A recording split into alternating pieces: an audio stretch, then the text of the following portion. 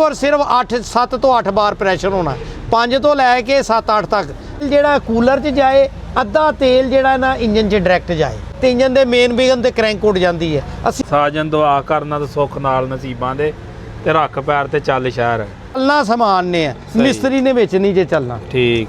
अस्सलाम वालेकुम दोस्तों, लो जी दोस्तों रंधावा व्लॉग यूट्यूब चैनल ते खुश आमदीद। हाँ जी, उम्मीद करते तमाम दो ठीक ठाक होणगे।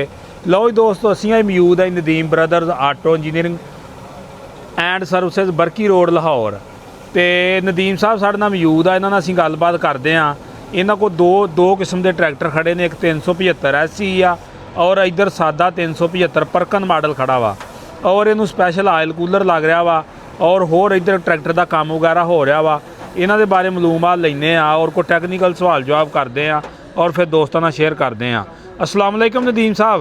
वालेकुम सलाम जी। जी नदीम साहब की हाल चाल जी? शुक्र अल्हम्दुलिल्लाह, अल्लाह का बड़ा करम है जी। नदीम साहब ट्रैक्टर के बारे थोड़ी जी मालूमात दिओ, हाँ ट्रैक्टर केड़ा जो कित्थों आया काम कराउणा? आएगा जी मेरा हाल है 2006 मॉडल है ते आ इंजन मेरा ख्याल है ईरानी ब्लाक नहीं सी आए, ईरानी ब्लाक ते ईरानी हैड मिलत ने जोड़े सी जेड़े परकन तो बाद इंग्लैंड तो बाद जेड़े हैगे सी ना ईरान कोलों जेड़े लए सी, मेरा ख्याल है वो मॉडल है। ये ईरान दे विच भी परकन दा प्लान लगा होया ना, ते इन्हां ने आ ईरान कोलों ब्लाक ते हैड लैके मिलत ने जोड़िया सी। सही। इस तो बाद फिर चाइना दे ब्लाक ते चाइना दे हैड शुरू हो गए सी। सही। आ चाइना दे ब्लाक ते चाइना दे हैड तो पहले दा इंजन है। ठीक।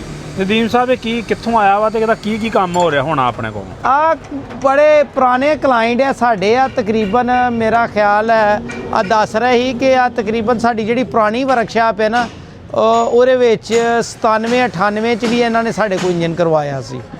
ਤੇ ਫਿਰ ਉਸ ਤੋਂ ਬਾਅਦ ਆ ਜਿਹੜਾ ਇੰਜਨ ਹੈ ਨਾ ਲਾਸਟ 2019 ਚ ਹੋਇਆ ਸੀ। ਐਸੇ ਟਰੈਕਟਰ ਦਾ ਐਸੇ ਦਾ 2019 ਚ ਹੋਇਆ ਤੇ ਆ ਹੁਣ ਦੁਬਾਰਾ ਆਇਆ ਇੰਜਨ ਹੋਣ ਵਾਸਤੇ। ਸਹੀ। ਨਦੀਮ ਸਾਹਿਬ ਇਹਨੂੰ ਆ ਸਾਹਮਣੇ ਆਇਲ ਕੂਲਰ ਲਾ ਰਹੇ, ਇਹਦੇ ਬਾਰੇ ਥੋੜਾ ਜਿਹਾ ਦੱਸੋ। ਹਾਂ ਜੀ, ਉਹਨਾਂ ਨੇ ਕਿਹਾ ਇੱਕ ਤੇ ਨਾਲੇ ਇਹਨੂੰ ਇਹਦਾ ਇੰਜਨ ਕਰ ਦੋ ਤੇ ਨਾਲੇ ਇਹਨੂੰ ਆਇਲ ਕੂਲਰ ਲਾ ਦੋ। ਤੇ ਇਹਨੂੰ ਜਨਾਬ ਅਸੀਂ ਆ ਦੇਖੋ ਆਇਲ ਕੂਲਰ ਲਾ ਰਹੇ ਹਾਂ। ਆ ਆਇਲ ਕੂਲਰ ਦਾ ਸਪੇਸਰ ਲਾ ਦਿੱਤਾ। ਆ ਸਪੇਸਰ ਤੋਂ ਆ ਦੇਖੋ ਪਾਈਪ, ਅਸੀਂ ਆ ਜਿਹੜੇ ਪੈਪ ਲਾਣੇ ਆ ਨਾ, ਆ ਪੈਪ ਲੋਹੇ ਵਰਗੇ ਮਜ਼ਬੂਤ ਪੈਪ ਲਾਈ ਦੇ, ਭਾਰੀ ਗੇਜ ਦੇ, ਭਾਵੇਂ ਪੈਪ ਤੋਂ ਫੜ ਕੇ ਭਾਵੇਂ ਪੂਰਾ ਟਰੈਕਟਰ ਲਾ ਦੋ। ਸਹੀ। ਲਾਈਫ ਟਾਈਮ ਚੱਲਣ ਵਾਲੇ ਔਰ ਮਜ਼ਬੂਤ ਪੈਪ ਲਾਈ ਦੇ ਆ। ਇਧਰ ਆ ਜਿਹੜੇ ਕੁੰਡੇ ਲਾਈ ਦੇ ਆ 2000 ਬਾਰ 200 ਬਾਰ ਪ੍ਰੈਸ਼ਰ ਚੁੱਕਣ ਵਾਲੇ ਹਾਈਡ੍ਰੋਲਿਕ ਵਾਲੇ ਉਹ ਲਾਈ ਦੇ ਆ। फिर भी इधर भी वही टिया लाई दी है जी 200 बार चुकन वाली है। हालांकि एरे अंदर तो सिर्फ और सिर्फ 7 तो 8 बार प्रैशर होना 5 तो लैके 7-8 तक, मोस्टली 5-6 भी होंदा है तो कई का 7 तक भी चला जाता, 8 तक भी चला जाता।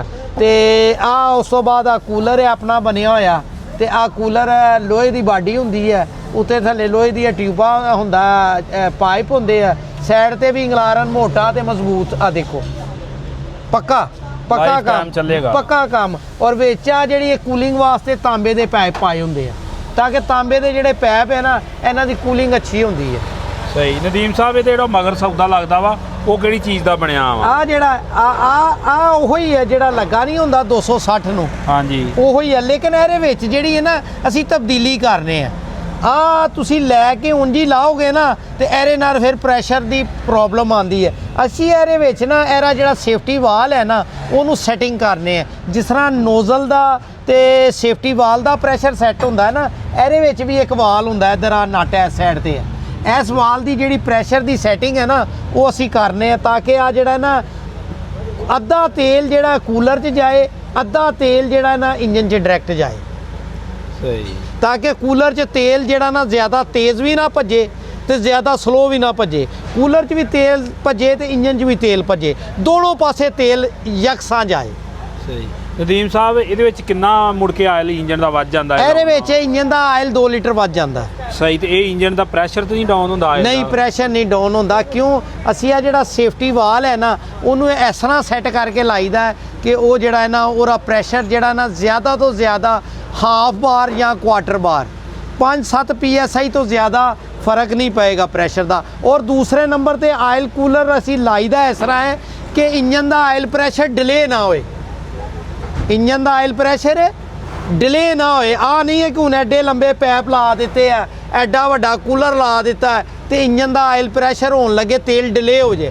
ਜਾਂ ਅਗਰ ਤੇਲ ਡਿਲੇ ਹੋ ਗਿਆ ਤੇ ਇੰਜਨ ਦੇ ਮੇਨ ਬਿਗਨ ਤੇ ਕ੍ਰੈਂਕ ਉੱਡ ਜਾਂਦੀ ਹੈ। ਅਸੀਂ ਉਸ ਚੀਜ਼ ਨੂੰ ਕੰਟਰੋਲ ਕਰਦੇ ਹੋਏ ਲਾਣੇ ਆ। ਇਹ ਨਦੀਮ ਸਾਹਿਬ ਕਿੰਨੀ ਦੇਰ ਤੋਂ ਬਣਾ ਰਹੇ ਜੇ ਆ ਤਕਰੀਬਨ ਅੱਜ ਮੇਰਾ ਖਿਆਲ ਹੈ ਇਹਨੂੰ ਕੋਈ 3 ਸਾਲ ਹੋ ਗਏ ਲਾਂਦੇ ਨੂੰ, ਤੇ ਅੱਜ ਤੱਕ ਕੋਈ ਲਾਮਾ ਕੋ ਕਲੇਮ ਇਹਦਾ ਨਹੀਂ। ਕੋਈ ਇੰਜਨ ਨੂੰ, ਕਿਸੇ ਇੰਜਨ ਨੂੰ ਕੋਈ ਮਸਲਾ ਨਹੀਂ ਆਇਆ। ਸ਼ੁਰੂ ਸਟਾਰਟ ਅਸੀਂ ਜਿਹੜੇ ਬਣਾਏ ਸੀ ਨਾ, ਉਹਦੇ ਵਿੱਚ ਇੱਕ ਪ੍ਰੋਬਲਮ ਸਾਨੂੰ ਆਈ ਸੀ ਕਿ ਇਹਦੇ ਵਿੱਚ ਨਾ ਜਿਹੜਾ ਅਸੀਂ ਟਾਂਕਾ ਲਾਇਆ ਸੀ ਨਾ, ਉਹ ਲਾਇਆ ਸੀ ਅਸੀਂ ਸੋਲਡਿੰਗ, ਯਾਨੀ ਕਿ ਕਲੀ ਦਾ ਟਾਂਕਾ ਲਾਇਆ ਸੀ। ਉਹਦੇ ਵਿੱਚ ਸਾਨੂੰ ਪ੍ਰੋਬਲਮ ਆਈ ਸੀ। ਉਹ ਫਿਰ ਉਸ ਤੋਂ ਬਾਅਦ ਉਹ ਜਿਹੜਾ ਜਿਸ ਟਾਈਮ ਗਰਮੀ ਜ਼ਿਆਦਾ ਪਈ ਤੇ ਉਹ ਜਦ ਤੇਲ 100 ਡਿਗਰੀ ਤੋਂ ਉੱਤੇ ਚਲਾ ਜਾਂਦਾ ਤੇ ਉਹ ਫਿਰ ਉਹ ਟਾਂਕਾ ਲੀਕ ਕਰ ਜਾਂਦੇ ਸੀ। ਕੁਝ ਟਿਊਬਾਂ ਜਿਹੜੀਆਂ ਡਾਇਰੈਕਟ ਜਿਨ੍ਹਾਂ ਨੂੰ ਆ ਕੇ ਤੇਲ ਵੱਜਦਾ ਹੈ ਨਾ, ਉਹ ਟਿਊਬਾਂ ਲੀਕ ਕਰ ਜਾਂਦੇ ਸੀ। ਅਸੀਂ ਫਿਰ ਟੋਟਲ ਟਿਊਬਾਂ ਦਾ ਜਿਹੜਾ ਟਾਂਕਾ ਹੈ ਨਾ, ਉਹ ਫਿਰ ਦੂਸਰਾ ਬਦਲ ਦਿੱਤਾ, ਤਾਂਬੇ ਦਾ ਲਾ ਦਿੱਤਾ। ਹੁਣ ਉਹਦੇ ਨਾਲ ਉਹ ਪ੍ਰੋਬਲਮ ਖਤਮ ਹੋ ਗਈ। ਅੱਛਾ ਨਦੀਮ ਸਾਹਿਬ, ਇਹ ਲਾਉਣ ਦੇ ਨਾਲ ਇੰਜਨ ਲਾਈਫ ਤੇ ਫਰਕ ਪੈਂਦਾ? ਬਿਲਕੁਲ, ਤੇਲ ਦੀ ਉਮਰ ਵੀ ਵੱਧਦੀ ਹੈ ਤੇ ਇੰਜਨ ਗਰਮ ਵੀ ਨਹੀਂ ਹੁੰਦਾ ਤੇ ਇੰਜਨ ਜਿਹੜਾ ਹੈ ਨਾ ਉਹ ਜਿਹੜਾ ਨਾ ਸਮੂਥ ਚੱਲਦਾ ਹੈ।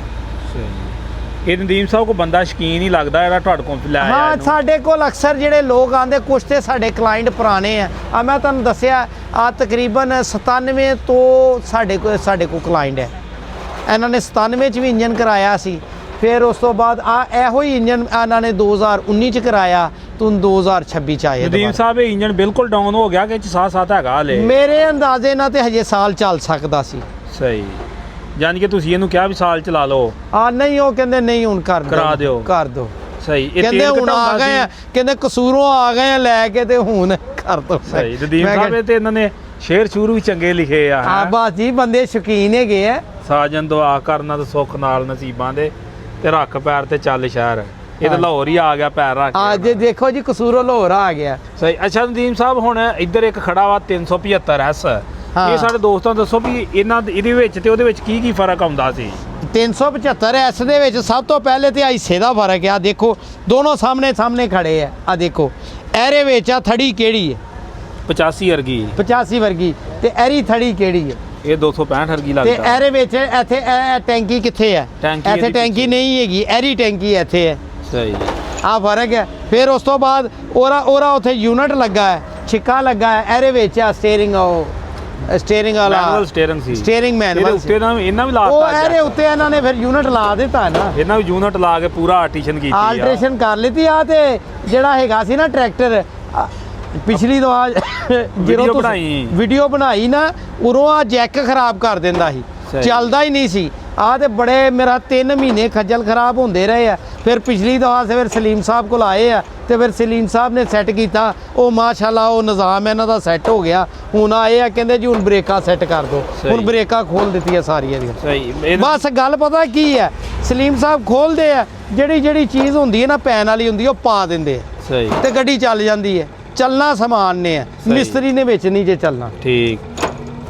ਬਾਕੀ ਨਦੀਮ ਸਾਹਿਬ, ਤੁਸੀਂ ਕੰਮ ਵੀ ਬੜੇ ਸ਼ੌਕ ਨਾਲ ਕਰਦੇ ਤੇ ਤੁਹਾਡੇ ਕੋਲ ਗਾਹਕ ਵੀ ਯਕੀਨ ਹੀ ਜ਼ਿਆਦਾ ਹੁੰਦਾ। ਨਹੀਂ, ਅੱਲਾ ਦਾ ਸ਼ੁਕਰ ਹੈ, ਮਾਸ਼ਾਅੱਲਾ। ਕੰਮ ਸਹੀ ਤੇ ਕੰਮ ਜਿਹੜਾ ਹੈ ਨਾ, ਲੋਕਾਂ ਦਾ ਜਿੰਨੇ ਕੰਮ ਕਰਾਉਣ ਵਾਲੇ ਅਸੀਂ ਤੇ ਉਹਨਾਂ ਦਾ ਕਰ ਹੀ ਨਹੀਂ ਸਕਦੇ। ਅਸੀਂ ਤੇ ਅੱਲਾ ਦਾ ਸ਼ੁਕਰ ਜਿੰਨਾ ਵੀ ਅਦਾ ਕਰੀਏ ਓਨਾ ਹੀ ਥੋੜਾ ਹੈ। ਕਰੀ ਲੋਕ ਜਿਹੜੇ ਨਾ, ਤੁਹਾਨੂੰ ਮੈਂ ਦੱਸਣਾ, ਸਾਡੀ ਵਰਕਸ਼ਾਪ ਹੈਗੀ ਸੀ ਇਸ ਤੋਂ 10 ਕਿਲੋਮੀਟਰ ਪਿੱਛੇ। ਜਿਸ ਟਾਈਮ ਅਸੀਂ ਵਰਕਸ਼ਾਪ 2001 ਦੇ ਵਿੱਚ ਇੱਥੇ ਸ਼ਿਫਟ ਹੋਏ ਨਾ, ਕਈ ਗਾਹਕ ਜਿਹੜੇ ਉਹ 10 ਕਿਲੋਮੀਟਰ ਨਹੀਂ ਆਏ, ਉੱਥੇ ਦੇ ਉੱਥੇ ਹੀ ਰਹਿ ਗਏ। ਹੁਣ ਮੇਰੇ ਅੱਲਾ ਦਾ ਇੰਨਾ ਕਰਮ ਹੈ, ਲੋਕੀ ਕਈ 100 ਕਿਲੋਮੀਟਰ ਤੋਂ ਚੱਲ ਕੇ ਆ ਜਾਂਦੇ ਆ। ਅੱਜ ਮੇਰਾ ਕਮਾਲ ਨਹੀਂ ਹੈ, ਅੱਲਾ ਦੀ ਰਹਿਮਤ ਹੈ।